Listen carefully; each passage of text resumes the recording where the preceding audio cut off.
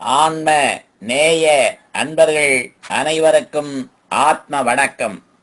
வேலூர் சித்த வித்தை தவ மையத்தின் சார்பில் நம்முடைய ஞானபிதா ஜெகத்சோதி சுவாமி சிவானந்த பரமஹம்சர் அவர்கள் உலக மக்கள் நலன் கருதி உருவாக்கிய சித்த வேத தத்துவத்தை உங்களின் செவிகளுக்கும் சிந்தனைக்கும் பயன் தரும் வகையில் தினம் தினம் வழங்கப்படுகிறது. அதன் தொடர்ச்சியாய் இன்று 62ஆம் நாள் தொடக்கம். தாவரத்தினுடைய கிளைகளுக்கோ அதன் குச்சிகளுக்கோ தண்ணீரோ உரமோ அதாவது எருவோ இட்டால் பிரயோஜனப்படுகின்றனவா? இல்லை. என்ன காரணம்? அதனுடைய தூரில் போடாததனால். ஆனால் அவை ஆகாரம் முதலியவை எடுக்கிறது எதனால்? அதனுடைய மூலமாயிருக்கிற தூறு கொண்டு. நீர் சொல்லும் பிரகாரம் நம்முடைய உற்பத்தி ஸ்தானம் மலத்துவாரமாய் இருந்ததானால் அதனால் ஆகாரம் எடுக்கவும் தண்ணீர் குடிக்கவும் நமக்கு முடியுமா? முடியாது. என்ன காரணம்? நம்முடைய மூலமாயிருக்கிற தூர் மலத்துவாரமா இருந்ததானால் அதனால் அல்லவா நாமும் ஆகாராதிகள் எடுக்க வேண்டியது. ஆம், அப்படி செய்வதற்கு நம்முடைய மூலமாயிருக்கின்ற தூர் அதல்லாததால் முடிகிறதில்லை. ஆனால் நாம் ஆகாரம் எடுக்கிறதும் தண்ணீர் குடிக்கிறதும் எதனால்? மூலமாய் இருக்கிற சிரசனுடைய ஒரு பாகமான முகத்திலுள்ள வாயை கொண்டு. மூலம் என்பது அதாவது கிழங்கு, அதாவது உற்பத்தி ஸ்தானம். அது அவனுடைய சிரசாகும். அவனவனுடைய சிரசில் இருந்தாகும் எல்லா உற்பத்திகளும்.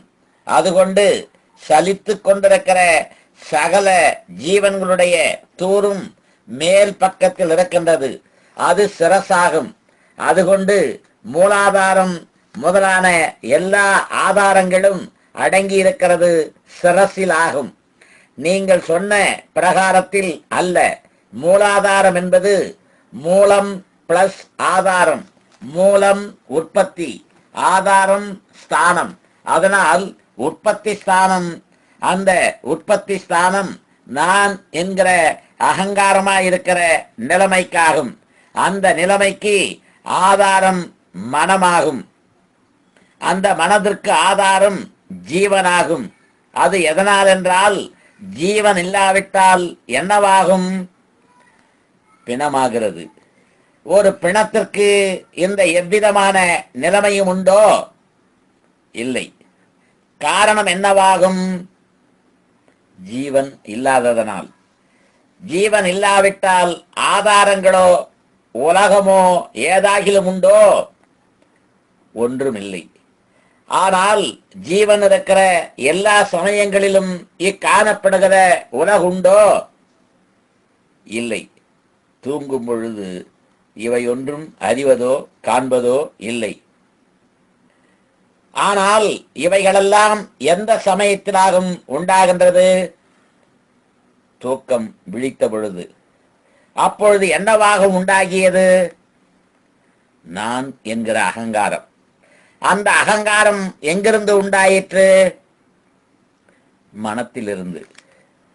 ஆனால் ஜீவன், மனம், அகங்காரம் என்கிற 3 நிலைமைகள் நமக்கு உண்டு. இவைகளில் ஒவ்வொன்றுக்கும் ஜாக்கிரதை, சுழுப்தி, சொப்பனம் என்கிற 3 நிலைமைகளும் உண்டு. அதில் நான் என்கிற அகங்காரத்திற்குள்ள 3 நிலைமைகள் ஜாக்கிரதை, சுழுப்தி, சொப்பனம் இவைகளாகும். இதை பற்றி 7ஆம் அத்தியாயத்தில் விவரித்திருக்கின்றது. ஆனால் அதுகள் அகங்காரத்திற்குள்ள நிலைமைகளாகும். அவைகளில் பொழுது நாம் அனுபவிக்கின்ற ஜாக்கிரதை, சுழுத்தி, சொப்பனமாகும். உண்மையில் சொப்பனம், சுழுத்தி, ஜாக்கிரதை என்றாகிறது.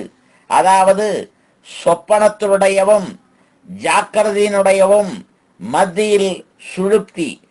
அப்பொழுது முன் சொப்பனமும் அதன் பிறகு சுழுத்தியும் அதன் பிறகு ஜாக்கிரதையும் ஆகிறது. அது பிரகாரம் உலகத்தில் அனுபவம் காணுகிறதில்லை.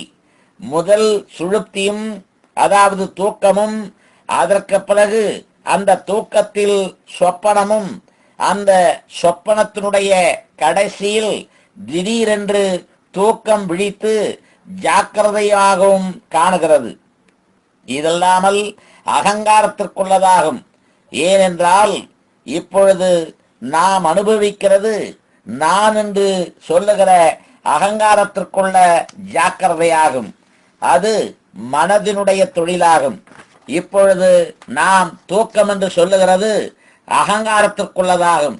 அது மனத்தினுடைய தொழில் விட்ட, அதாவது வேலை விட்ட சமயம். அந்த தூக்க சமயத்தில் காணுகிற சொப்பனமும் அகங்காரத்திற்குள்ளதாகும். அது மனம் தன்னால் செய்யப்பட்ட தொழிலை குறித்து ஆலோசிக்கின்றதாகும். இந்த மூன்று நிலைமைகளும் நாம் இப்பொழுது அனுபவித்துக் கொண்டிருக்கிறோம். இப்பிரகாரம் அகங்காரம் மூலமாக அனுபவித்துக் கொண்டிருக்கிற இந்த மூன்று நிலைமைகளையும் விட்டு நான் என்கிற தன்னுடைய உற்பத்தி ஸ்தானமாகிய மனதில் போய் சேருகிறதாகும். முதல் ஸ்தானம் அதாகும் உற்பத்தி ஸ்தானம். அதற்காகும் மூலாதாரம் என்று சொல்லுகிறது. அப்பொழுது நான் என்கிற அகங்காரம் தன்னுடைய உற்பத்தி ஸ்தானமாகிய மனதில் போய் சேருகின்ற சமயம் அது மனதினுடைய சொப்பன நிலைமை. அது எப்படி என்றால், அகங்காரம் சுஸ்தானத்தில், அதாவது வெளியினுள்ளில், அதாவது சங்கற்பிக்கின்றதற்கோ பிரத்யேகமாய், அதாவது தனியாய் அறிவதற்கோ கிரகிப்பதற்கோ, அதாவது தெரிவதற்கோ மனதிற்கு முடிகிறதில்லை. ஸ்தாபனை சக்தியெல்லாம் நான் என்கிற அகங்காரத்திற்கே இருக்கின்றதானால், அந்த அகங்காரம் தன்னுடைய உற்பத்தி ஸ்தானமாகிய மனதில் அடங்கின சமயம் பாக்கியத்தில், அதாவது வெளியினுள்ளில் யாதொன்றும் தெரிவதற்கு மனதிற்கு முடிகிறதில்லை. இது மனத்தினுடைய சொப்பனமாகும். அதாவது நான் என்கிற அகங்காரம் உற்பத்தி ஸ்தானத்தில் சேருகின்றதனால் இந்த நிலைமைக்காகும் மூலாதாரம் என்று சொல்லுகிறது. சுவாதிஸ்தானம் என்பது தன்னுடைய அடிஸ்தானம், அதாவது சுவஸ்தானம், சுவ பிளஸ் ஸ்தானம், சுவ தான், அதாவது தன்னுடைய ஸ்தானம், இருப்பிடம். அதாவது தன்னுடைய இருப்பிடம் எப்பொழுது அகங்காரம் மனதில் அடங்குகிறதோ, அது மனதிற்கு தொழிலில்லாமல் தன்னுடைய சுஸ்தானத்தில் பிரவேசிக்கின்ற சமயம். அந்த அவஸ்தை மனதினுடைய சுழுப்தியாகிறது. அது எப்படி என்றால், அப்பொழுது மனதிற்கு யாதொரு அறிவுமில்லாமல் ஒன்றுமில்லாமல் இருக்கின்ற நிலைமை. அது எவ்விதமெனில், நாம் இப்பொழுது பகல் என்று சொல்லுகிற சமயத்தில் வெளியிலிருந்து ஒரு வீட்டினுடைய அறையினுள்ளில் சென்றால், அப்பொழுது அதனுள்ளில் மிகவும் இருட்டாய் யாதொன்றும் அறியாத விதத்தில் ஒரு பிரமதை, அதாவது திகைப்பு உண்டாகிற நிலைமையாகும். இது சர்வ ஜனங்களுக்கும் அனுபவம் அல்லவா? அந்த பிரகாரம் வெளியிலிருந்து அகங்காரமாய் இருக்கின்ற நான் என்கிற நிலைமை மனதில் சேருகிற சமயம் மனம் தன்னுடைய பாகிய விருத்தியெல்லாம் விட்டு தன்னுடைய சுஸ்தானத்தில் பிரவேசிக்கிறது. அது சமயம் மனதிற்கு யாதொரு பிரகாசமோ அறிவோ இல்லாமல் சுத்த இருட்டாய் ஒன்றும் அறியாமல் இருக்கிற அவஸ்தையாகின்றது. அது மனதனுடைய சுழுப்தி ஆகின்றது.